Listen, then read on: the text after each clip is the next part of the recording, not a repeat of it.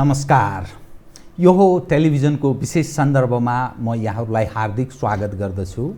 जीवराम भण्डारी आज यहाँहरू सामने उपस्थित हुनुहुन्छ रूपमांगत कटवाल। उहाँ नेपाली सेनाका पूर्व प्रधान सेनापति हुनुहुन्छ। उहाँसँग आज म समग्रमा संसारमा अहिले महाविपत्ति आइपरेको छ, मानव जातिकै अस्तित्वमाथि प्रश्न उठ्ने ढङ्गले कोरोना भाइरस कोभिड-19 यसले संसारलाई विपदको घडीमा त्यसरी उभ्याइदिएको छ। नेपाल जस्तो सानो देश, त्यसमा पनि गरिब विपन्न नागरिकहरूको वर्चस्व रहेको देश, झन् हामी यसकारण सङ्कटमा छौँ।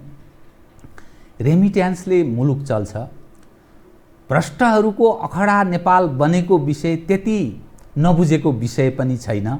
अनि यहाँको मूल आम्दानीको स्रोत पर्यटन, रेमिट्यान्स अनि केही अरू सामान्य आम्दानीका स्रोत, उद्योग धन्दा, व्यापार व्यवसाय बडा अप्ठ्यारो अवस्था छ।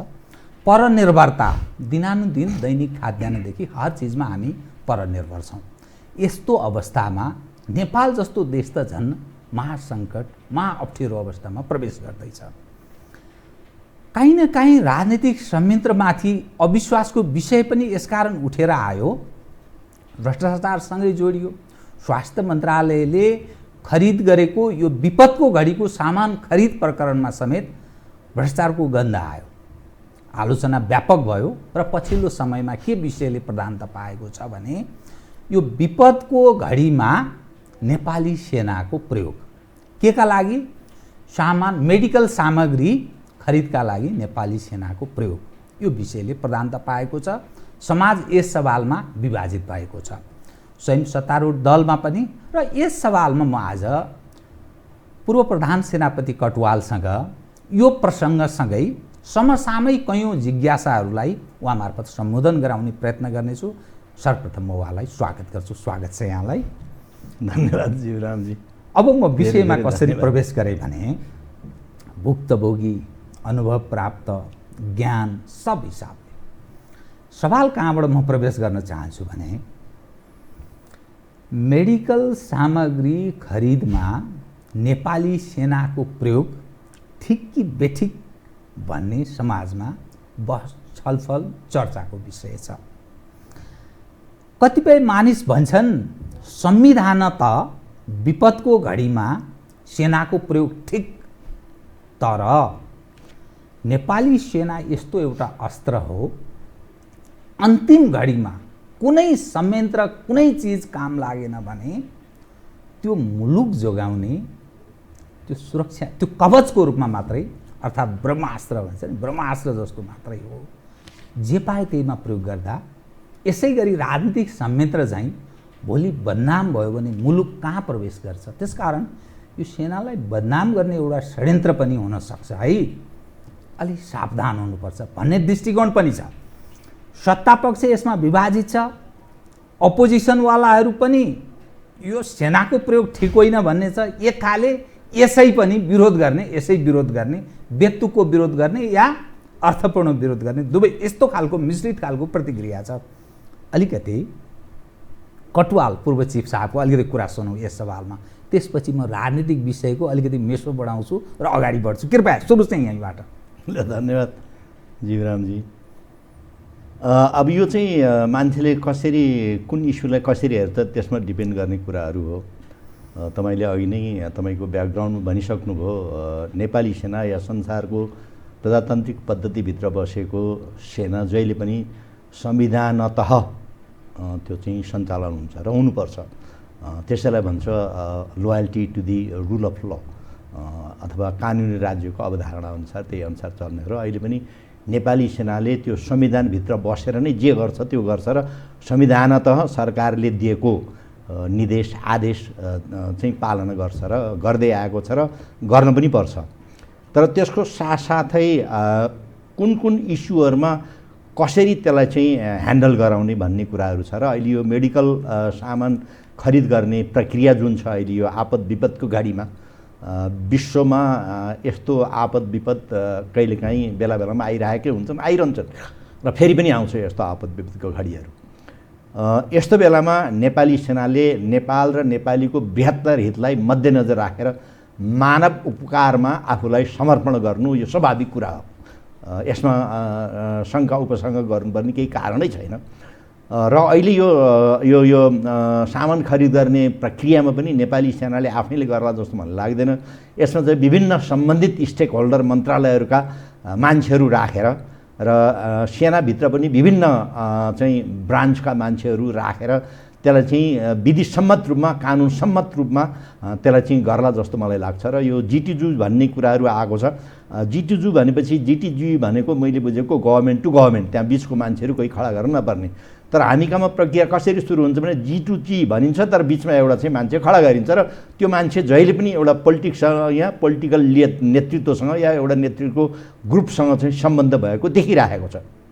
ब्रोकरको रूपमा उसले काम गर्छ र बिचमा चाहिँ हिनामेना हुने इत्यादि कानुनी प्रक्रियाहरू नपुर्याउने, अब आफ्नो मान्छेलाई कसरी चाहिँ ठाउँमा ल्याउने, त्यसले कसरी पैसा खाने, पैसा खुवाउने खाने, त्यो क्लियर गर्दाखेरि अहिले पनि यो ठुलो चर्चाको विषय भएर आइरहेको छ। र सिभिलियन दृष्टिकोणबाट हेर्दा कानुनी राज्यको अवधारणा हेर्दाखेरि यो कुरा त सिभिलियन इन्स्टिट्युसनहरूभित्र यत्रा मन्त्रालयहरू छन्, यत्रा नेतृत्व वर्गहरू छन्, यत्रा चाहिँ के भन्छ यो चाहिँ ब्युरोक्रेसी छन्, संयन्त्रहरू छन्, तिनले गर्नुपर्ने कुराहरू हो। नेपाली सेनाले गर्नुपर्ने आवश्यकता नै छैन। हो, नेपाली सेनाले मद्दत गर्ने, सहायता गर्ने राष्ट्रलाई परेको बेलामा त स्वाभाविक कुराहरू, तर यो कुरा चाहिँ सिभिलियन संयन्त्रभित्रबाट नै कानुन अनुसार गरिदिएको भए यो इस्यु नै उठ्ने थिएन। जब सबै संयन्त्रहरू फेल हुन्छन् अनि नेपाली सेनालाई जे पनि र नेपाली सेनाले के मात्रै धान्ने होइन, यसको क्षमताभित्रको कुरा हो यो, अथवा यसमा चाहिँ विज्ञ हो यो, यसमा कति अनुभव छ यस्तो कुराहरूमा नेपाली सेनाभित्र। नेपाली सेनाले गर्न सक्ने के मात्रै गर्ने नेपाली सेनाले?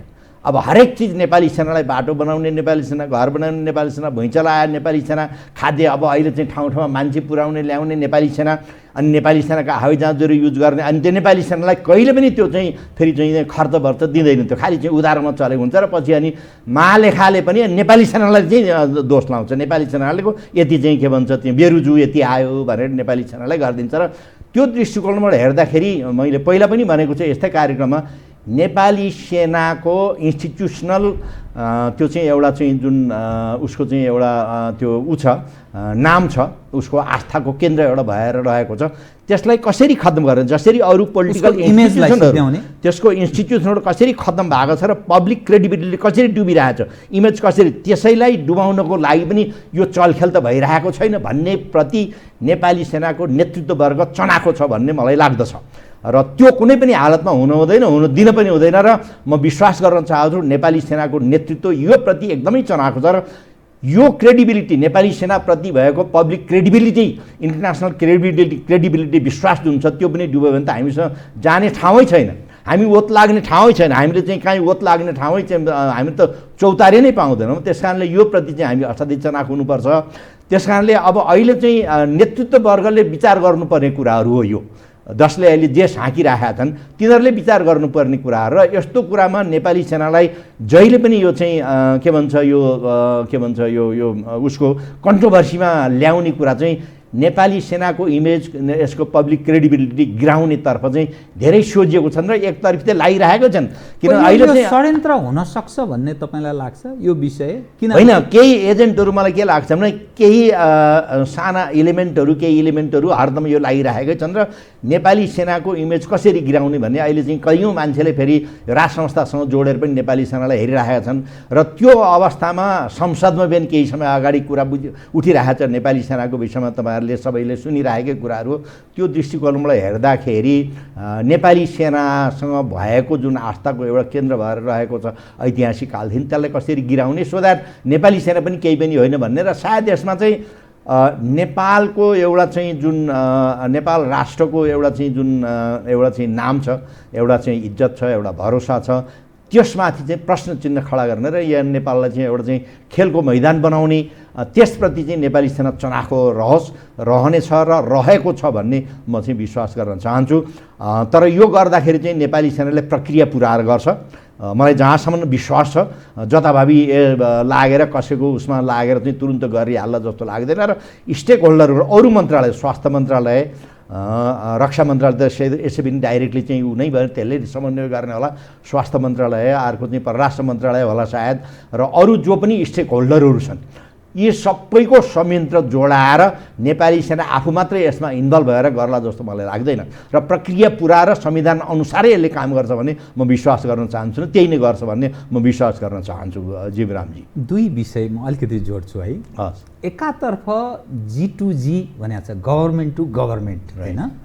फेरि त्यहाँ सेनाको कुरा आएको छ। निश्चय नै सेनाले डाइरेक्ट त्यसरी डिल गर्छ भन्ने मानिँदैन, किनभने अनि त्यहाँ बिचमा अर्को जो ब्रोकर अर्थात् जो लाभ लिने वर्ग हुन्छ, तर सेना भनेर सोसाइटीमा त बदनाम हुन्छ। भोलि त्यस्तो अप्ठ्यारो स्थिति पर्यो भने त एकातर्फ सेनाको भूमिका खोजेको भन्ने अर्थ पनि लाग्छ, किनभने विपदको घडीमा सेनाले नगरे एउटा सङ्गठित तागत, इमेज भएको तागत कसले गर्ने भन्ने एउटा प्रश्न।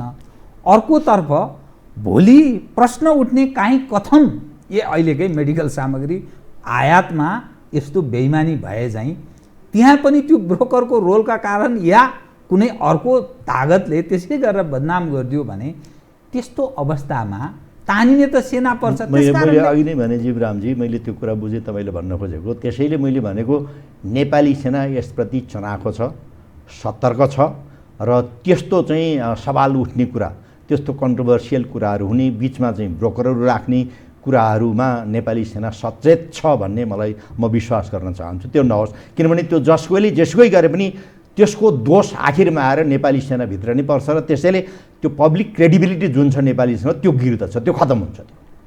र केही तत्त्वले त्यही नै चाहेका रहन्छन् भन्ने नेपाली सेनामाथि यो ठुलो एउटा आक्रमण हो भनेर मैले पहिला पनि एउटै सन्दर्भमा मैले भनेको थिएँ। र त्यस्तो तत्त्वहरूको चलखेल चाहिँ हरदम भइरहेको हुन्छ। पूर्व चिफ साहबको एउटा सन्दर्भलाई मैले यहाँ जोडेँ है।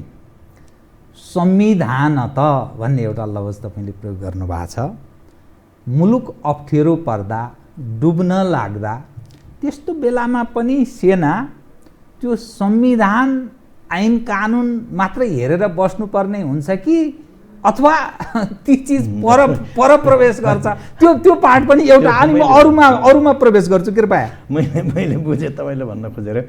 मैले यस्तै सन्दर्भमा सायद तपाईँसँग या अरू कसैसँग यस्तै सन्दर्भमा मैले एकपल्ट भनेको थिएँ, नेपालको स्वतन्त्रतामाथि, यसको इन्डिपेन्डेन्स, यसको चाहिँ औचित्यतामाथि नेपाल र नेपाली जनताको समग्रमा त्यो माथि प्रश्न चिन्ह खडा हुने कुराहरू अथवा त्यसलाई नोक्सान हुने कुराहरू आयो भनेदेखि नेपाली सेनाले संविधान छ भनेर हेरेर बस्दैन। र मैले भनेको छु आफैले, मैले कान्तिपुर टिभीमा जस्तो लाग्छ, नेपाली सेना झ्यालबाट हेरेर संविधानले मिल्दैन, मलाई आदेश आएको छैन भनेर नेपाली सेना झ्यालबाट हेरेर बस्ला जस्तो मलाई लाग्दैन। म भए चाहिँ म चाहिँ बस्दिनँ भनेको छु मैले। मेरो धारणा त्यही नै हो, अहिले पनि त्यही नै छ। अनि अब अहिलेको सन्दर्भमा जोड्छु है त। अहिलेको समग्र अवस्था हेर्दा एज अ पूर्व प्रधान सेनापति, त्यति मात्रै नभएर एउटा सचेत प्रबुद्ध नागरिक, बुझेकी विश्व सन्दर्भ बुझेको व्यक्ति, यो अवस्थालाई तपाईँले कसरी मूल्याङ्कन गर्नुभएको छ, अर्थात् कसरी हेर्नु भएको छ? तपाईँको दृष्टिकोण सुनौँ त। अहिलेको जुन सिचुएसन छ, पोलिटिकल विन, पब्लिकको एक खाले धारणा छ, इन्टरनेसनल कम्युनिटी अनि हाम्रो नेतृत्व पङ्क्तिको जुन खाले अवस्था देखिया छ, यसलाई कसरी हेर्नु भएको छ कृपया? जीवरामजी, सबभन्दा पहिला म के भन्न चाहन्छु, म नेपाली सेनाको आधिकारिक स्पोक्सम्यान होइन है, क्लियरली एकदम होइन। म जे बोलिरहेको छु नेपाली सेनाको विषयमा या अरू इस्युजहरूमा म एउटा नेपाली नागरिकको हिसाबबाट बोलिरहेको छु। आर्मीको स्पोक्सम्यानको हिसाबबाट या आर्मीको प्रधान सेनाध्यक्षको हिसाबबाट म बोलिरहेको छैन है। यो चाहिँ एकदमै अडियन्सले पनि बुझिदिनु पऱ्यो र सबैले बुझिदियोस् भन्ने मेरो चाहिँ चाहना हो। अहिलेको अवस्था तपाईँले जुन हिसाबले त्यो गइरहेको छ, हामीले त्यो त्यसरी जाला भन्ने यस्तो राष्ट्रिय सङ्कट परेको अवस्थामा नेतृत्व वर्गहरूले यस्तो अवस्थामा चाहिँ आफ्नो चाहिँ पर्सनल लाभ, आफ्नो गुटको लाभ हेरेर आफू मारामार गर्ने, काटाकाट कुट्ने, भित्रभित्रै उसलाई सिद्ध्याउने, उसलाई सिद्ध्याउने भन्ने कुराहरू जुन बाहिर आइरहेको छ, त्यो चाहिँ हामीले एक्सपेक्ट गरेको कुराहरू होइन, कसैले पनि एक्सपेक्ट आशा गरेको कुरा होइन। त्यसले चाहिँ उहाँहरूको मात्रै होइन, नेपालीहरूको, सम्पूर्ण नेपालीको छवि नै यसले गिराउँछ। र यस्तो अवस्थामा म तपाईँलाई एउटा सन्दर्भमा जोड्नु, तपाईँलाई थाहा नभएको होइन, 90 सालमा भुइँचालो गएर त्यस बेलाका राजा 1989 साल 17औं गते भाद्रमा आयो रक्षण भारमा यस्तै यस्तै के भने एउटा श्लोक छ त्यो जुद्ध शमशेर राजा भइसक्नु भएको थियो र उहाँ नेपालगञ्जतिर कता शिकारमा हुनुहुन्थ्यो 3 दिनपछि कतिपछि उहाँ चाहिँ काठमाडौँ आइपुग्नु भयो यहाँबाट पद्म शमशेर कमान्डर इन चिफ उहाँ सेकेन्ड म्यान उहाँले बोलाएर आएपछि उहाँका धेरै रिपोर्टहरू परे कि यसरी चाहिँ ब्ल्याक मार्केट भयो साउरले यसरी बेमानी गरे उ गरे चाहिँ अन्न बानीहरू थुपारे गरिबहरू यसरी मरे उ गरे भन्दाखेरि जुद्ध शमशेरले यदि त्यस्तो हो र त्यो प्रमाण पुग्छ भनेदेखि मकामा ल्याउनै पर्दैन मलाई भन्नै पर्दैन 4 जना मान्छे 5 जना मान्छे खडा हुने त्यसलाई चट्ट काट्दिने फिनिस सिधियो त्यस्तो क्राइसिस हो यो अहिलेको भनेको यो त फेरि नेपालको मात्रै क्राइसिस यो त विश्व जगतको मानव माथिको क्राइसिस हो यो चाहिँ संसारको क्राइसिस हो 14 भुवनको क्राइसिस हो यो प्लानेटरी क्राइसिस हो यस्तो अवस्थामा पनि हामी चाहिँ फेरि पैसा कमाउन तिर्ने आफ्नो मान्छे लगाउन तिर्ने अथवा यसलाई सिध्याउने उसलाई सिध्याउने म पावरमा पुग्ने भन्ने यस्तो चाहिँ यो चाहिँ यस्तो खिच्चा ताल यस्तो सबभन्दा तल गुज्रेको ताल गर्नु भनेको नेपाल र नेपालीको इज्जतमाथिको खेलबाड हो नेपालीहरूको गरिबको रगत खानु बराबर यो चाहिँ म त्यसरी हेर्छु यसलाई चाहिँ त्यो खिच्चा ताल भन्नु त्यो ताल भए जस्तो तपाईँलाई लाग्दैन आम सञ्चार माध्यममै आएको छ नि त बालुवाटार र खुमलटारको द्वन्द्व ओभरग्राउन्ड भइरहेको छ उनका संयन्त्रले उसको खिलाफमा उसका संयन्त्रले उसको खिलाफमा त्यो सञ्चार नै त्यसरी प्रयोग भएको छ अनि सञ्चारहरूको त्यो ज्वरो पहिल्याउँदै जाँदा बालुवाटारले पत्तो लाएर त्यो चाहिँ खुमलटारबाट चलेको रहेछ त्यो सञ्चार अनि फेरि खुमलटारले के पत्तो लाएर भने ए त्यो त बालुवाटारबाट पो मलाई हान्न लागेर छ भनेर अर्थात् सत्तारूढ दलभित्रकै यो खालको जुन तनाव छ अपोजिसन बिचरा दङ पर बसिरहेछ के गर्ने के नगर्ने जीवरामजी म त्यही भनेर भनिरहेको यो जुन मिलनका कुराहरू हामी एकै ठाउँमा जानुपर्छ भन्ने बाहिर जुन उनीहरूले भन्छन् भाषणमा सँगै बसेर घाँटी जोडेर त्यो कति स्वार्थभित्र रहेको रहेछ त्यो देशको लागि रहेछ जनताको लागि रहेछ समग्रमा त्यो चाहिँ नेपाल र नेपालीको भलाइको लागि रहेछ कानुनी राज्यभित्र चाहिँ संविधानभित्रको कुराहरू पर्ने कुराहरू रहेछ त यसले के देखाउँछ त यसले भनेपछि देश त डुबोस् जाओस् भाडमा जाओस् नेपालीहरू मरुन् सिद्धिउन् नेपालको इज्जत बेइज्जत सबै खतम होस् संसारमा तर हामी बाँच्नुपर्छ हाम्रो भलो हुनुपर्छ हामीले पैसा कमाउनुपर्छ पुग्नुपर्छ होइन हामीले चाहिँ ठाउँमा पुग्नुपर्छ हामी चलाउनुपर्छ हामीले जे भन्नु त्यही हुनुपर्छ भन्ने त्यो प्रुभन हो इट्स अ प्रुभन फ्याक्ट तर दुःखको कुरा के छ भनेदेखि यहाँ नेपाली जनताहरूले आज यसरी बुझ्छन् घर घरमा यसको कुरा हुन्छ हल्ला हुन्छ समग्रमा होइन हामीले बुझ्यौँ भोलि यिनलाई यसो गर्नुपर्छ भन्छन् तर भोलि पर्सि फेरि गरिबीको एउटा चाहिँ ताल के हुँदो रहेछ भने गरिबी विवक्षित पापम किम नकरुदी भने जस्तै गरिबी र अशिक्षाले त्यसले के गराउँदो रहेछ भने नेपालीहरूले या जोसुकै मानवले या एनिमलले भोको भएपछि भोलिको कुरा हेर्दैन त्यो अगाडिको कुरा मात्रै हेर्छ त्यस कारणले चुनाव दिने बेलामा पनि जोसँग शक्ति छ जसले मासु र भात टन्न खानिन्छ त्यसैलाई त्यसले भोट हाल्छ अहिलेसम्म भइराखेको कुरा पनि त्यही हो त्यस कारणको लागि जबसम्म नेपालीहरू आफ्नो खुट्टामा उभिने आफ्नै भरोसामा टिक्ने र बिहान बेलुकाको खाने 2 मिल्स ग्यारेन्टेड हुँदैन तबसम्म यस्तो कुराहरू चलिरहन्छ यिनीहरू खेलवाडी गरिरहन्छ त्यस कारणले हामीले असल नेतृत्व क्षमता भएका मान्छेहरूले भएका अहिलेका चाहिँ नयाँ चाहिँ युवाहरूले के गर्नु पर्यो नेपाल र नेपाललाई कसरी आफ्नै खुट्टामा उभिने र नेपालीहरू आफ्नै देशभित्र उब्जेका कुराहरूबाट कसरी परनिर्भरलाई टारेर हामी आफ्नो खुट्टामा उभिन सक्छौँ बिहान बेलुका टन्न खान सक्छौँ 6 महिनाको लागि वर्ष दिनको लागि तेलदेखि लिएर मर्तेलदेखि लिएर नुनदेखि कपडापाती तरकारी सरकारी त्यो भित्र चाहिँ लाग्नुपर्ने त्यो चाहिँ अहिलेको अवस्थाले र यो अवस्थाले एउटा के पनि देखाउँछ मैले हेर्दाखेरि भने एउटा नयाँ ग्लोबल अर्डर अब सुरु हुन्छ अब यो अहिलेको जुन ग्लोबल अर्डर इस्टाब्लिस भएको थियो immediately after the large war that is being collapsed that is being question that is being dismantle now अब नयाँ ग्लोबल अर्डर यसले सुरु हुन्छ रातपछि दिन आउँछ भने चाहिँ हरेक बादलमा चाँदीको घेरा हुन्छ भने जस्तै यसले त्यो सङ्केत गरिरहेको म त्यसरी हेर्छु अहिले र सृष्टिमा यस्तो कुराहरू जहिले पनि भइरहेकै हुन्छ जस्तै लास्ट ठुलो वारदेखि युरोप कसरी जाग्यो जापान जर्मन कसरी जागे चाइना कसरी उठ्यो अहिले होइन चाइना कसरी उठ्यो चाहिँ 20-30 वर्षको उमेरमा के अरे यो चाहिँ इतिहासको कालखण्डमा 30 वर्षमा कसरी संसार पिटेर अब चाइनाले अब अहिले यत्रो चाहिँ के भन्छ यो चाहिँ कोरोना भाइरस पनि उसले त कन्ट्रोल गर्न सक्षमता देखाए अल्दो युहानमा फेरि चाहिँ रिबाउन्ड होला कि भन्ने चाहिँ संयन्त्र हिजो मात्रै 6 जना कति त्यो एउटा त्रास फेरि उत्पन्न भयो रिपोर्ट गर्यो तर त्यो हुँदै पनि कन्ट्रोल त गरे नि र अमेरिका जस्तो अहिले चाहिँ बम्मा एउटा मलाई एकजना भाइले मलाई भन्दै थियो हजुर त विश्वमा अझ ठुलो कुरा भयो। के भयो भनेको यो एउटा किरा, दुई चारवटा त्यो साना त्यो किराहरू यसरी हात यसरी मलेर साबुन लाएर यसो धोएर पखालेर जाने किरालेहरू विश्वका चाहिँ सुपर पावरलाई हल्लाइदियो हजुर, थर्काइदियो होइन। त्यसले त एकै डल्लो एकै पोको पारिदियो हजुर। यहाँ चाहिँ यहाँबाट चाहिँ एक ठाउँमा बसेर अर्को ठाउँमा संसार ध्वस्त गराइदिने, लडाइँ आकाशमा लडाइँ हुने। उहाँ चाहिँ त्यो महाभारतको जस्तो होइन, राम राज्यको पालाको जस्तो रावणको लडाइँ कस्तो भने राम र रावणकै जस्तो एक्जाम्पल दिने ठाउँै थिएन होइन। त्यस्तो अवस्थामा अहिले यसले मसिना किराहरूले थर्काइदिए हजुर भन्यो। अहिले त त्यही देखिएछ नि। भनेपछि कति शक्तिशाली यो सृष्टिको यो एउटा चाहिँ सन्दर्भ हो र बेला बेलामा यस्तो भइरहन्छ र यसले फेरि नयाँ युगको चाहिँ परिकल्पना पनि गरिरहेको छ, नयाँ युगको सुरुवाती पनि गर्ने होला यसले। तर त्यो अवस्थामा नेपाल कसरी जागृत हुने, यो अवस्थाबाट नेपालले कसरी पार पाउने, त्यस्तो कुरामा चाहिँ मैले हेर्दाखेरि अहिले सरकारले जुन लकडाउन, मलाई त लकडाउन भन्ने शब्द पनि हुन त विश्वमा अहिले सबैले लकडाउन मलाई लकडाउन चाहिँ चयन भइरहेको छैन जस्तो। लकडाउन भनेको त्यो नेगेटिभतिर गयो कि लकडाउनको सट्टा प्रोबेबली तपाईँहरू सुरक्षित साथ घरमा आफू बस्नुहोस् है, ननिस्किनुहोस् भन्ने त्यस्तो कुनै शब्द फेला पारेको अनि हुन्थ्यो कि भन्ने पनि मलाई लाग्छ। कपीमा अभ्यस्त छौँ नि, कपी गर्न। त्यस कारणले हामीले त अर्काको हेर्दै यसको माने नै नबित्तिकै लकडाउन भन्ने बित्तिकै र अर्को कुरा चाहिँ अब अहिलेको सन्दर्भ भनेको पश्चिमतिरबाट नेपालको सन्दर्भमा अहिले जुन हिजो चाहिँ एउटा चाहिँ नयाँ एउटा चाहिँ सन्दर्भ हो। हाम्रो नेपाली मान्छे 3 जनाको भन्दा 1 जना त यहीँबाट संयन्त्र सुरु भएको, त्यो चाहिँ सरुवा रोग लाग्यो त सुरु भएको थिएन भनेपछि एउटा नयाँ फेज सुरु भयो भनेर गभर्मेन्टले पनि भनिरहेको छ।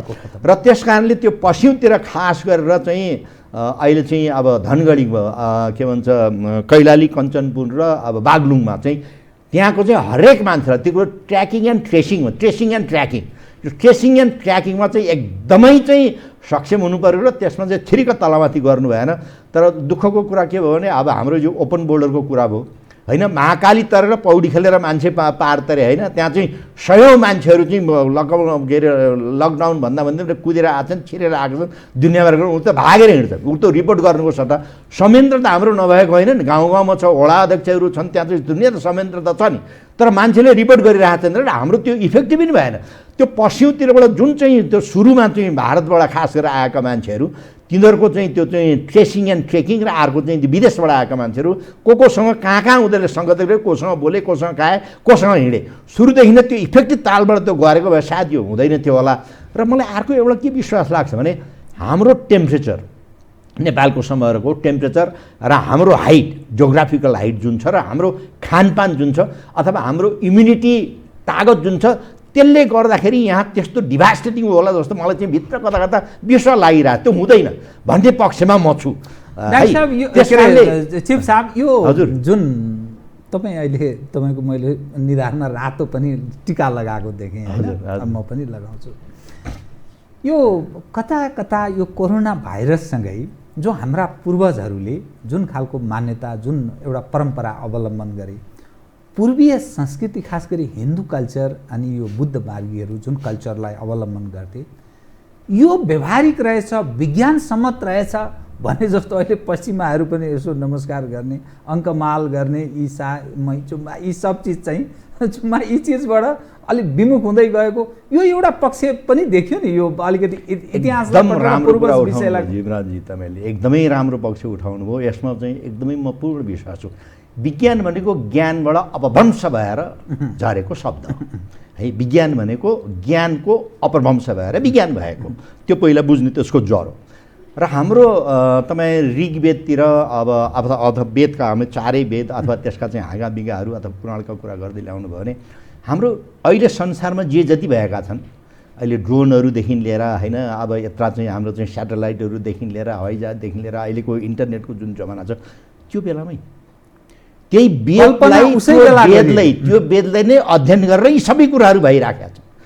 म तपाईँलाई एउटा सन्दर्भ जुन अस्ति चाहिँ कति 5-7 महिना अगाडि यहाँ केही अमेरिकनहरू आएका थिए र उहाँहरूले चाहिँ त्यहाँ चाहिँ लास्ट कार्यक्रममा मलाई पनि बोलाएको थियो, मलाई पनि बोल्ने मौका दिनुभएको थियो त्यहाँ भने। अनि मैले के भने त्यहाँदेखि मैले त्यहीँ मेरो चाहिँ टुटेफुटेको अङ्ग्रेजीमा म नेपाली हुँ, मेरो नाम रुकमाङ्गद हो, म एउटा आर्मीको रिटायर मान्छे हो, मेरो घर फलानु ठाउँमा भने हजारौँ माइल टाढाबाट आएको अमेरिकनले भनिदिनु पर्ने, किनभने उहाँले वेद र पुराणको व्याख्या गर्नुभयो। उहाँ यो भनेको यस्तो हाम्रो प्रोपर्टी हो, जुन उहाँले व्याख्या विश्लेषण गरेर हामी यो छोडेर हामी यसैको भएर हामी यस्तो भइरहेको छ, तपाईँहरूले छोड्नु भनेर भनिराख्नु भएको थियो उहाँले।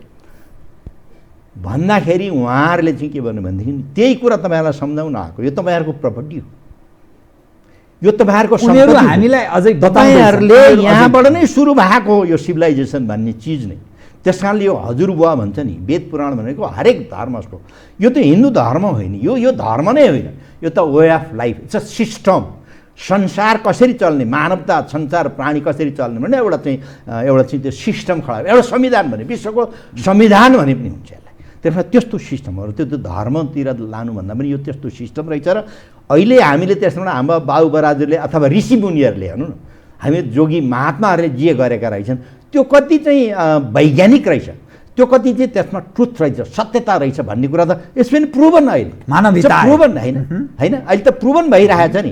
हामीले यसलाई विश्वास गरेर यही प्रति हामीले फलो गऱ्यौँ भनेदेखि यस्ता रोग व्याधि यस्ताहरू चाहिँ आउँदै गर्छन्, ताकि टरेर जान्छन्। तर हामीले त्यही माथि हामीले आफ्नो बाउलाई बाउ भन्न छोड्यौँ, हामीले आफ्नो पद्धतिलाई बिगार। अब हामी आफ्नो त दसैँ तिहार मनाउनु सक्छ, क्रिसमस मनाउँछौँ हामी होइन, हाम्रो न्यु इयर वैशाख त मनाउनु सट्टा हामी चाहिँ जनवरी उहाँलाई मनाउन थाले त हामी यतातिर भयौँ। अब यसले एउटा नयाँ युग सुरु गर्छ भन्ने मलाई चाहिँ त्यो लागेको हुनाले मैले भनेको हाम्रा पूर्वजहरूलाई सम्झने दिन पनि आएछ भनौँ न। यो भने वेद पुराणका सत्य तथ्य कुराहरू कति चाहिँ सत्यता, कति वास्तविकता रहेछन्, कति चाहिँ जीवन पद्धतिसँग मिल्दाजुल्दै रहेछन् भन्ने कुराहरू यसले प्रमाणित गरेको छ। त्यस कारणले चाहिँ यो कति अब यहाँको विषयलाई नि फेरि अन्यत्र मोड्छु। हजुर, यहाँले एक सन्दर्भमा के भन्नुभयो भने हामी के चाहन्छौँ भन्दा जो अहिले जति भत्कँदै टुट्दै बिग्रँदै गएको छ, नयाँ अवस्था सिर्जना, विश्व पनि न्यू अर्डरमा जान सक्ने सम्भावना छ। हाम्रो अवस्था पनि हामी आत्मनिर्भर हुने ठिक पथतर्फ जाने विषयलाई यहाँले सम्बोधन गर्ने प्रयत्न गर्नुभयो। जुन खालको पोलिटिकल विङ छ यो लामो समयदेखि अभ्यस्त छ। 7 सालमा मुभमेन्ट गरेको मानिस अहिलेसम्म पार्टी चलाएका पनि देखियो। केही समय अगाडिसम्म त उनीहरूले चलाउँदै थिए, तर 46 पछि अहिलेसम्म हेर्ने हो भने 30 वर्ष त्यही मानिसहरू आलो पालो चलाइरहेछन्। त्यो अझै यथास्थितिमा छन्, त्यो अझै चलाइरहन्छन्। त्यसको पहिलो पुस्ता 70, 72, 75 को छ, दोस्रो पुस्ता 50 देखि 60 को छ, तेस्रो पुस्ता 30 देखि 40 सम्मको भन्नुहोस्। त यही पुस्ता छ, त्यसैको कारिन्दा छ, त्यसैको कार्यकर्ता छ, असङ्गठित मानिस छ। त्यो नयाँ तपाईँले भने जस्तो कुरा गर्छ, सङ्गठित मानिस छ, त्यसैमा अभ्यस्त छ। त्यसलाई चाहिँ प्राण, त्यो चाहिँ कस्तो महामानव हो मेरो नेता, महान नेता, क्रान्तिकारी महान भन्छ। अनि यो संयन्त्रबाट यो जुन पथमा हिँडेको मानिसहरूबाट तपाईँ चेन्जको जो कल्पना गरिरहनु भएको छ, इज इट पोसिबल? यो चेन्ज भन्ने कुरा मान्छेले चाहेर मात्र होइन, समयले पनि चेन्ज ल्याइ नै रहन्छ। यो अति भइसकेपछि एक दिन यो ब्रेक हुन्छ र नेपालका न्युवर जेनेरेसनहरूले यो रियलाइज गर्न थालेका छन्। अहिले म विभिन्न कलेज क्याम्पसहरूमा यो ग्रेजुएट पोस्ट ग्रेजुएट लेभलको विद्यार्थीहरूसँग मेरो अन्तर्क्रिया हुन्छ। मलाई चाहिँ विभिन्न ठाउँमा यो मोटिभेसन र लिडरसिपको विषयमा खास गरेर मलाई बोलाइरहेको हुन्छ र त्यहाँ जाँदाखेरि उनीहरूको क्वेसन जुन हुन्छ नि त्यो यस्तो पियर्सिङ र यस्तो हुन्छ नि भने त्यो एउटा चाहिँ आशाको केन्द्र, नयाँ पुस्ता त्यो देखिरहेको हुन्छ। र त्यसरी यही सन्दर्भमा मैले भनेको थिएँ एकपल्ट चाहिँ जो पोलिटिकल विङमा लटपटिएको छैन त्यो मानिस, नेपाली जनताहरू खोले झोलेर नबोले भएन। मैले तपाईँसँग खोले झोलेर नबोले भए पनि भनेको छु। मैले के देख्छु भने अब अहिलेको यो नेतृत्ववर्ग जुन देखेका छन् त्यसबाट यो देश हाँकिँदैन, यो देश भ्रष्ट हुन्छ, देखिसक्यौँ हामीले, तौलिसक्यौँ यिनीहरू कति धार्मिका, कति हमालका, कति चाहिँ विषौलीका रहेछन् भने त हामीले देखिसक्यौँ। एक पछि अर्को देखिसक्यौँ हामीले।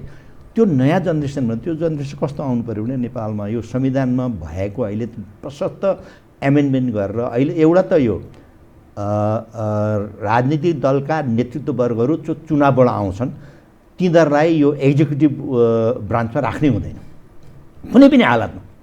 हामीले त्यस्तो चाहिँ त्यो स्वास्थ्य मन्त्रालय निर्वाचित व्यक्ति कार्यकारीमा पुग्दा दिनै हुँदैन। त्यो करप्सनको दिनै मूल हुँदैन। आधार दिनै हो भन्न। किनभने चुनाव नै त्यसरी हुन्छ। तपाईँ पैसा नभइकन चुनावै जित्न सक्नुहुन्न।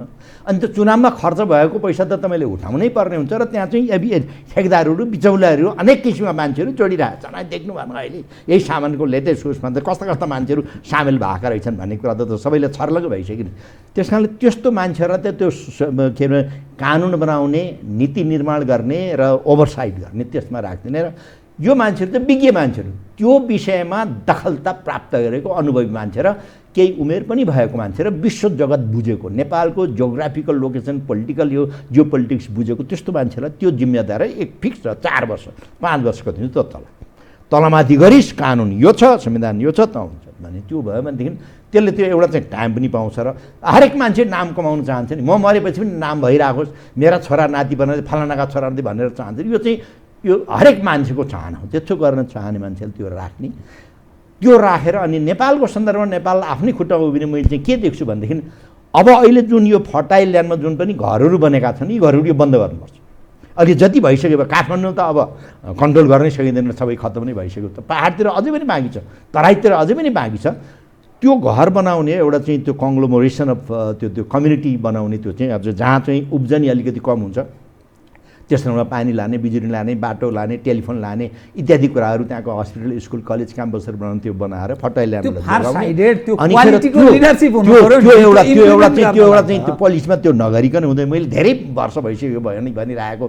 अर्को हाम्रो यत्रो नदी नाला खोला चाहिँ नालाहरू छन्, यसबाट हामीले पानी ल्याएर त्यो के भन्छ गर्ने हामीले सिँचाइ गऱ्यो भने हाम्रो देशमा अहिले पनि हाम्रो 3 करोड जनतालाई, 3 करोडभन्दा बढी जनतालाई पुग्ने प्रशस्त अन्नपात्र। फेरि नेपालमा त हरेक चिज हुन्छ, उर्वर हरेक चिज हुन्छ होइन। पहाडमा नहुने, तराईमा नहुने, लेखमा नहुने, उता हुने, यता हुँदैन, उता हुने, उता जडीबुटीदेखि यसलाई हामीले साँच्चै नै यसलाई प्लानिङ एन्ड पोलिसी बनाएर त्यसमा चाहिँ लागू गर्ने, यो गर्ने भन्दा म एउटा तपाईँलाई सानो नमुना भन्नु मलाई लागेको जिमराजी, यहाँको नेतृत्ववर्ग 3-4 जना बसेर अब हामी घुस खान कुनै पनि हालतमा नदिने, बिचौलिया कुनै पनि हालतमा काम गर्न नदिने, बिचौलियालाई उ गर्न नदिने। त्यो भनेरै आएको छ नि सबैले। भाषणमा मात्रै भयो नि बाबु, टिभीमा भयो, रेडियोमा भयो, भाषण गर्दा भयो, पार्टीको कार्यक्रममा जाँदाखेरि भाषण, तर त्यो नभने पनि लागू चाहिँ त्यसरी गर्ने भन्यो भनेदेखि कसको बाबुको तागत चल्छ यहाँ घुस खान? कसको बिचौलियाको मान्छे त्यसको एउटा आड नपाइकन 10औं वर्षसम्म एउटा ठेकापट्टा लिएको त्यसै बस्न पाउँछ? पैसा लिएर त्यसै मान्छे हिँड्न पाउँछ? कसको तागत यहाँ? यस्तो त कैयौँ एक्जाम्पल, कैयौँ नमुनाहरू छन् जुन मभन्दा तपाईँहरूलाई बढी अझ थाहा हुन्छ होइन। त्यस कारणले त्यो प्रतिबद्धता अबको नेतृत्वबाट त्यो देखिएन, त्यो हुनेवाला छैन अब। त्यस कारणले नयाँ जेनेरेसन आउनुपर्छ र नेपालले के गर्न सक्छ र हामी अहिलेको अवस्थामा हामी कसरी आफ्नो खुट्टामा उभिने र नभई नहुने राजा महेन्द्रको नाम लिँदाखेरि अहिले मान्छेले कतिले गर्छन् राजा महेन्द्रको दूरदर्शिता अथवा पृथ्वीनारायण शाहकै नामले पृथ्वीनारायणले नेपाललाई कसरी जोगाउने र आफ्नो खुट्टामा नेपालीहरू कसरी राख्ने र आफ्नो अस्तित्व बचाउने भन्ने कुरामा कति दिव्य कुराहरू करिब 300 वर्ष अगाडि उनले देखा। त्यही कुराहरू मात्रै अहिले चाहिँ हामीले लागू गऱ्यौँ भने पनि हामी स्वतः हामी बाँच्न सक्छौँ, उभिन सक्छौँ, स्वतन्त्र एकदम चाहिँ गौरवशाली भएर हामी बाँच्न सक्छौँ।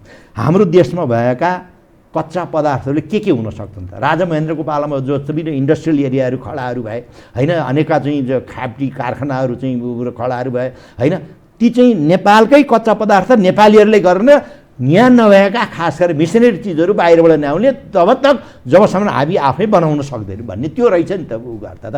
तर त्यो अहिले त जे पनि बाहिरबाट ल्याउने अनि ठेकापट्टामा ल्याउने, बिचमा एउटा मान्छे राख्ने, त्यो नेपालमै बनाउने, आफ्नै खुट्टा उभिने भने त यहाँ त नीति निर्माणै केही पनि भएन। त्यो भाषणमा मात्रै सीमित भयो। त्यो पोलिसी त बन्छ, राम्रो बन्छ, कानुन पनि बन्छ, त्यो लागू कहिले पनि भएन। कसले लागू गरेन? जसले लागू गर्ने भने उसले लागू गर्दैन। म के भयो भनेदेखि भनौँ न, म रुखमाङ्गतलाई चाहिँ कुनै पनि कानुन नलागोस्, उसले जे मन लाग्छ त्यही गर्न पाउने, त अरूले चाहिँ कानुन मान्नुपर्छ भन्ने भयो। तलको मान्छेले चाहिँ के भन्छ, ए उसले नगरेपछि म पोलिटिकल पार्टीले यसरी खान्छ भने म किन नखाने भने त्यो यस्तोसँग फैल्यो नि, यसले त्यो जाल अहिले यस्तोसँग फैल्यो नि मागुराको जाल जस्तो। अनि जो पनि उसले गर्दा म किन नगर्ने भने त्यो चोखो मान्छे भेटाउनै गाह्रो भयो क्या अब। त्यस कारणले अब यो नयाँ जेनेरेसनले त्यो एउटा त्यो कल्पना गरेर परिकल्पना र त्यो कल्पनालाई साक्षात्कारमा त्यो अनलिमिटेड त्यो चाहिँ पोटेन्सियालिटी त्यसलाई चाहिँ प्र्याक्टिस उसमा ल्याउनलाई चाहिँ तपाईँ हामी र खास गरेर तपाईँहरू जस्तो मान्छेले चाहिँ यो एउटा विधा चाहिँ बेला बेलामा ल्याएर त्यो चाहिँ गराइराख्नुपर्छ र उनीहरूलाई त्यस्तो किसिमको एउटा इन्सपिरेसन एउटा चाहिँ पर्सेप्सन खडा गरिदिनु पऱ्यो र अनिखेर तिनमा एउटा जागोछि जे हुन्छ मलाई लागेको र म यो सत्य कुरा हो र नेपाल र नेपालीको लागि भलो छ भने यसमा जेसीको यस बरु मर्न पऱ्यो भने मर्छु भन्ने त्यस्तो एउटा दृढ सङ्कल्पित मान्छेहरूको अब खाँचो भयो र त्यो अब जाग्छ। यस्तै कुराहरूले जाग्ने हो नि। मान्छे परेपछि समस्याले नेतृत्व जन्माउँछ, समस्याले नेतृत्वहरू जन्माउँछ। त्यस कारणले यो समस्याले पनि त्यस्तो नेतृत्वहरू जन्माउन सक्ने विभिन्न उहरू छन्। अब आशा गरौँ त्यस्तो मान्छेहरू जन्मियोस् र फेरि नेपाल चाहिँ नयाँ एउटा पृथ्वीनारायण शाह चाहिँ जन्मियोस् भन्ने मेरो चाहिँ आशा छ। हेरौँ के हुन्छ भोलिको दिनले। तर मलाई विश्वास छ यति हुँदै पनि नेपालले अहिले जुन गरिराखेको छ अहिले चाहिँ म फेरि के भन्नु चाहिँ एउटा नागरिकको हिसाबले यो चाहिँ घरमै बस्ने, बाहिर ननिस्कने, आफू बचाऊ, अरूलाई बचाऊ, संसारको मान्छेहरूलाई बचाऊ र इन्सपिरेसनको एउटा चाहिँ point of calm in the midst of storm बन भनेर जुन सरकारले गरेको छ त्यसमा चाहिँ सम्पूर्ण नेपालीहरूले यसमा चाहिँ लाग्नैपर्छ। किनभने यहाँभन्दा अहिले ट्रिलियन्स अफ डलर्स अफ पैसा खर्च गरिरहेछन् जो सुपर पावरले, चाइनाले, अमेरिकाले, बेलायत दुनियाँभर गरिरहेछन्। बेलायतले अहिले चाहिँ यहाँ 4,000 5,000 मान्छे हटाउने हस्पिटल 12-15 दिनमा बनाइदियो होइन। अमेरिकामा अहिले हेर्नुहोस् त्यत्रो हुन्छ त्यत्रो त्यहाँ पनि चाहिँ त्यो के भन्छ मासको समस्या परिरहेको छ दुनियाँभर। यो संसारको समस्या त्यो भित्र रहेर अब नेपालीहरूले आफूले कसरी बचाउने, अरूलाई बचाउने के हुन्छ उपायहरू हामी के गर्न सक्छौँ त? म के गर्न सक्छु मेरो तर्फबाट त्यो चाहिँ सबै नेपालीहरूले बुझ्नु पऱ्यो र सरकारलाई अहिलेको अवस्थामा हामीले कुरा काट्ने नेगेटिभतिर जाने भन्दा कसरी मद्दत हामी एक ठाउँमा कसरी उभिने यो सवालमा सरकारलाई हामीले हर तर्फबाट हामीले सहयोग गर्नै पर्छ। जर साहब म अलिकति इतिहाससँग फेरि जोड्छु है। 72 सालमा भूकम्प आयो, त्यहाँ पनि पोलिटिकल विङ नोवेयर जस्तो देखिन्थ्यो। फ्रन्टमा मिलिट्री हामी देख्थ्यौँ, राजनीतिक संयन्त्र कहाँ गयो कहाँ भागाभाग जताततै सेना गएपछि अनि त्यसपछि पछि जहाँ नेताको कुट्ने जस्तो अवस्था भयो। पछि मुस्किलले नेतृत्व पङ्क्ति फ्रन्टमा आयो त्राइमामको अवस्थामा नेताले इस्टाब्लिस बल्ल इस्टाब्लिस आर्मीले इस्टाब्लिस गरिदिसकेपछि पछिल्लो समय त्यसमा अन्तर्राष्ट्रिय तागतले नि काहीँ न काहीँ प्रयत्न गरेको म झलझल सम्झिरहेको छु। पोलिटिकल विङ यस्तै मौकामा त उनीहरूले चाहिँ आउने। जर साहब म यसै सन्दर्भमा जुन अहिलेको अवस्था छ लोक कल्याणकारी राज्य भनिन्छ, दिनानुदिन दैनिक आज ज्याला मजदुरी गरेर बिहान र बेलुका छाक टार्ने मानिसहरूको ठुलो सङ्ख्या छ। सरकारले जुन काम अहिले गरिरहेको छ र जनप्रतिनिधि भन्छन् जो स्थानीय सरकार, सिंहदरबारको सरकार गाउँमा पुगेको भन्छन्, त्यो स्थानीय जनप्रतिनिधि अनि त्यो जनताको जो हकीकत जुन अप्ठ्यारो अवस्था छ त्यो केही भूमिका खेलेको जस्तो तपाईँलाई लाग्छ? जो जनप्रतिनिधिहरू जुन खालको भूमिकाको मानिसले आश गर्छन्, अभिभावक हाम्रो प्रतिनिधि हो जसलाई भनिन्छ नि जनतालाई जनार्दन भन्ने एउटा भाषा प्रयोग गरिन्छ, त्यो अवस्था छ? त्यो जनप्रतिनिधिले खेलेको भूमिका छ जीवरामजी? अहिले पनि जनताबाट चुनिएका केही मान्छेहरू खास गरेर तल्लो लेभलमा, माथिल्लो लेभल पनि होलान् कोही मान्छेहरू त्यति राम्रोसँग देखिन सकेका छैन। त्यो अनुसार आँट भरोसा भएन, आत्मविश्वास भएन उनीहरूले आफ्नो नेतृत्ववर्गलाई च्यालेन्ज गर्न सकिरहेका छैन। यसरी प्राइभेट कुरा हो हजुर यसरी मन परिभयो अहिले चाहिँ तपाईँले बालुवाटार खुम्टारको कुरा हुनु त्यसमा पनि अहिले चाहिँ नेतृत्ववर्गमै बसेका चाहिँ मिडल लेभलका नेतृत्वले भन्छन् हो यस्तो नहुनुपर्ने यहाँ हुनुपर्ने। तपाईँकै टिभीमा आएर नै सायद कतिहरूले मन्त्री लेभलका मान्छे भनेका हुन्, तपाईँलाई त बढी थाहा होला होइन भन्छन्। तर च्यालेन्ज गर्न सकिरहेका छैनन् उनीहरूले। त्यो च्यालेन्ज गर्न अघि बढ्ने किनभने उनीहरूलाई चिडायौँ भनेदेखि फेरि मेरो भाग खोसिन्छ, मैले खाइरहेको पाइरहेको चिज जान्छ भन्ने त्यो सन्तास भइरहेको छ नि। त्यो मान्छेसँग यस्तो चाहिँ त्यो चाहिँ प्रतिबद्धता आउन सक्नु पऱ्यो, आत्मविश्वास कि त्रास र आश त्यो त्रास र आश त्याग्न सक्ने अवस्थामा यस्तै अवस्थाले ल्याउने हो। त्यसै कारण अहिले पनि चुनिएका नेताहरूले ठाउँ ठाउँमा कति मान्छेहरूले आफ्नो तलब भत्ता नै आफ्नो चाहिँ भत्ताहरू नै दिएर पनि पब्लिकको सेवा गर्ने गर्ने लागिरहेका छन्। तर त्यो साह्रै सानो मात्रामा चाहिँ देखिएन। तर धेरै जसो अरू मान्छे चाहिँ कसरी मोजमजा गर्ने यही मौका हो होइन। जहाँ बाटो छैन त्यहाँ नयाँ मोटर किनेर चढेका छन्, त्यो गाउँमै जाँदैन त्यो सहरमा बसिरहेको छ। बागमती क्लिनको मान्छे बागमती क्लिन गरेर सफाइ गर्ने मान्छे महेन्द्रनगरमा बसेर महिनाको 25,000 खाएर बसिरहेको छ, बागमती देखाए पनि छैन। अब यस्तो संयन्त्र किन भएको छ? त्यो माथिदेखि सुरु भइरहेको छ नि त्यो त। त्यसका त त्यो हाँगा बिगा हुन्। त्यस कारणले यो तोड्न अति नै जरुरी छ। यो तोड्ने कहिले नयाँ जेनेरेसनले तोड्ने, हामीले नै तोड्ने हो, यहीँका मान्छेले तोड्ने हो। त्यस कारण त्यो संयन्त्र नतोडुन् जेलसम्म नेपाली जनताले यस्तो अवस्थाहरू भोगिराख्नुपर्छ र अब नेपाली जनता अब पनि सचेत हुँदैनन्, नेपाली जनता अब पनि अगाडि आउन सक्दैनन्, नेपाली जनताहरूले अब पनि चाहिँ के भन्छ चाहिँ त्यो च्यालेन्ज गर्न सक्दैनन् भनेदेखि भोलि के नेता हुन्छ त? यता त संसारको लागि अहिले चाहिँ नेपाल एउटा चाहिँ यस्तो ठाउँमा बसेको छ, यस्तो चाहिँ यो चाहिँ के भन्छ यो एउटा चाहिँ त्यो के भन्छ यो एउटा हिराको टुक्रो, एउटा चाहिँ कोहिनुरको टुक्रो भएर बसेको हो नि नेपाल त अहिले बसेको, त्यसरी हेरेका छन् संसारले। तर त्यो कोहिनुरको टुक्रो कसले हात पार्ने भनेर सबैको लडाइँ त त्यसैमाथि भइरहेको छ नि। त्यो कोहिनुरको टुक्रो अब हामीले आफैले राख्ने, अन्तर्राष्ट्रिय तागतको अरूको तागतमा त्यो दिने, यस्तो अवस्थामा चाहिँ त्यो चाहिँ एकदमै निर्णायक हुन्छ। र त्यो अवस्थामा मलाई आशा छ मेरा यो देशका चाहिँ सेक्युरिटी फौजहरू खास गरेर नेपाली सेनाले यसलाई बुझेको छ, बुझ्न सक्छ र बुझ्छ। र यस्तो अवस्थामा उसले के निर्णय गर्ने भने एउटा प्रभुत्व नेपाली जनतालाई विश्वासको साथ सञ्चारको साथ ओहो नेपालको सेना त सेनै हो है, यसले परेको बेलामा देखाउँछ नेतृत्व भनेर जुन बेला बेलामा देखाइरहेको छ। ठुल्ठुला अवस्थाहरू आइपर्दाखेरि नेपाली सेना झुकेको छैन, गर्दन थापेर बसेको छ र अहिले पनि त्यो बस्छ, यसबाट पार लगाउँछ देशलाई भन्ने म विश्वास गर्न चाहन्छु, मेरो विश्वास छ।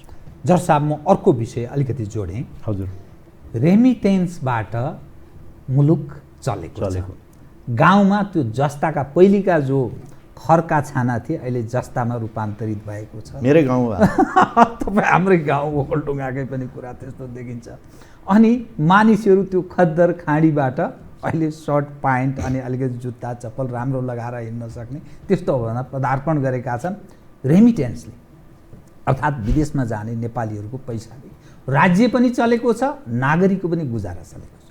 यो महामारीसँगै झन्नै सरकारी आँकडामा वैध ढङ्गले 45 लाख काम गर्छन् खाडी मुलुकहरूमा, सबै जोड्ने हो भने झन्नै 70 लाख नेपालीहरू विदेशमा छन्। ती सबै लगारिने सम्भावना छ यो परिणामसँगै।